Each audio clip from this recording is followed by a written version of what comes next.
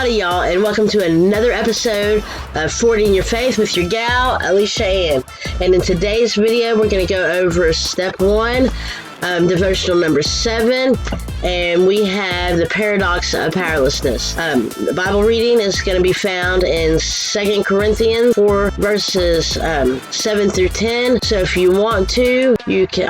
I'm going to go hop on over there, and if you want to, feel free to pause the video, but come on back so you can read along with me. We have this light shining in our hearts, but we ourselves are like fragile clay jars containing this great treasure. This makes it clear that our great power is from God and not from ourselves. We are pressed on every side by troubles, but we are not crushed. We are perplexed, but not driven out to despair. We are hunted down, but never abandoned by God. We get knocked down, but we are not destroyed. Through suffering, our bodies continue to share in the death of Jesus, so that Jesus might also be seen in our bodies. You see, life is full of paradoxes. The Apostle Paul, he tells us, we now have this light shining in our hearts, but we ourselves are like fragile clay jars containing this great treasure. This makes it clear that our great power is from God, not from ourselves. We are pressed on every side by troubles, but we are not crushed. We are perplexed, but not driven to despair. You see, the picture here contrasts a precious treasure and the simple container in which the treasure is stored. The living power poured into our lives from above is the treasure. Our human bodies, with all the flaws and weaknesses, are perishable containers. As human beings, we are imperfect. Once we recognize the paradox of powerlessness, we can be quite relieved. We don't have to be strong